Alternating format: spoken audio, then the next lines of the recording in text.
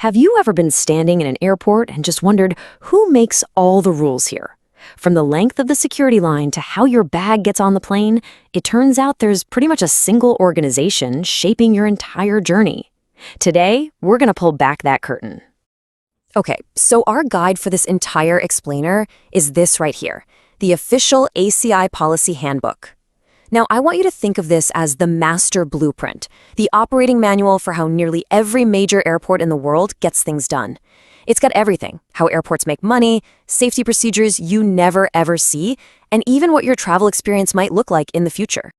So who exactly is ACI? Well, in short, they are the voice of the world's airports. It's a nonprofit that brings all these different airports together, helps them agree on the best ways to do things, and basically makes sure your journey is as safe, secure, and smooth as possible, no matter where you are. And when I say they have influence, I mean it's absolutely massive. As of 2018, ACI was representing almost 2,000 airports in 176 countries. So the policies we're about to dig into, they aren't just little suggestions. They are actively shaping the travel experience for billions of people, just like you, every single year. So here's our flight plan for today. We're going to start with how these airports actually pay your bills. Then we'll walk through the terminal and see the rules that affect your path to the gate. After that, we'll get a peek behind the scenes at airside safety, see how airports are going green, and then wrap up with a look at the airport of the future. So let's start with the basics of ACI's role. They really are the collective voice that makes airports all over the world work in harmony. It's what creates that predictable, standardized experience no matter where you fly. First things first, we've got to talk about the money. Because honestly, without a solid financial plan, the whole amazing system of global travel just falls apart. So let's see how airports actually stay open for business. So really, how does a place this huge pay for everything? It's not just your ticket price, that's for sure. The ACI handbook lays out their business model, and it might not be quite what you think.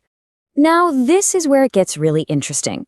Airports basically have two main ways of making money. On one side, you've got aeronautical revenue. That's all the fees the airlines pay to land their planes and use the gates. But what's become so crucial is the other side, non-aeronautical revenue. We're talking about every dollar you spend on coffee, that book you buy, your parking spot, and of course the duty-free shops. All of that spending is absolutely essential to keeping the airport running. So ACI's policies basically empower airports to be their own self-sustaining businesses. This means they get to set their own charges to cover all their costs, from daily stuff like electricity to building massive new terminals. It's all about making sure they can attract the investment they need to grow and modernize. That financial health is what lets them plan for your future trips. All right, let's move away from the balance sheets and talk about something we all know very well, that journey from the curb to your gate. ACI's policies have a direct impact on how long that takes and what it feels like. ACI breaks down your trip through the airport into these key stages. And what you might not realize is that behind each of these steps, there are actual performance targets, all designed to make your experience as smooth and predictable as possible. And check this out. This table shows the actual goals. ACI sets a target for airports to get you from your plane seat through customs and baggage claim and out the door in 45 minutes or less. And when you're leaving, the goal is to get you from check-in to your gate in under 60 minutes. So think about your last trip. How did your airport do? Okay, now let's imagine we're walking through the gate and onto what the industry calls the airside. This is the world of runways and taxiways, where ACI's absolute #1 priority, safety, really comes to life. Seriously, next time you're looking out that terminal window, know that you're watching a highly choreographed ballet of machinery, and it's all governed by incredibly strict safety rules. Most of the critical work that keeps your flight safe happens completely out of sight. And just look at some of these.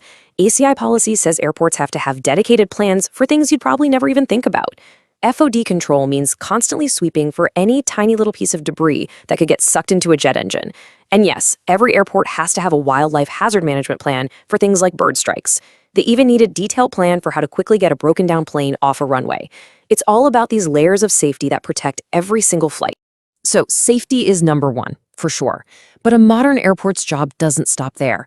ACI is pushing airports to be leaders in environmental responsibility because they know that your journey has an impact on the planet. This quote from the handbook really says it all. Sustainability isn't just some buzzword they throw around. It's a core principle that's woven directly into the instructions for how airports should operate and grow. And ACI sees sustainability as this balanced three-part approach. It's about being an economic engine for the local region, being a good neighbor to the community, and actively protecting the environment. You really can't have one without the others. And these policies get really specific. They push airports to do things like manage aircraft noise, aim for carbon neutrality in their own operations, get rid of landfill waste, and even preserve natural habitats on airport property. So while you're flying, you can know there's a global effort underway to make your trip's footprint as light as possible. All right, so we've covered money, passenger flow, safety, and sustainability. But what's next? Well, ACI and its partners are already hard at work designing the airport of the 2030s and beyond. That vision is called NEXT, which stands for New Experience Travel Technologies. Think about it. Air travel is expected to pretty much double by 2036. The way we move through an airport today just won't be able to handle that. So NEXT is this huge project to completely rethink the whole process from the ground up. And the ideas they're working on are straight out of sci-fi. Imagine your face being your passport, letting you walk through checkpoints without ever stopping or fumbling for documents. Imagine checking your bags at your hotel and having them taken to the plane by self-driving vehicles. Imagine all the stress of the airport just disappearing. That's the kind of seamless future NEXT is trying to build. You know, the rulebook for airports is always being rewritten. As technology changes our world, ACI's policies are paving the way for a future of travel that we're only just beginning to imagine. The end of the airport queue might just be the start.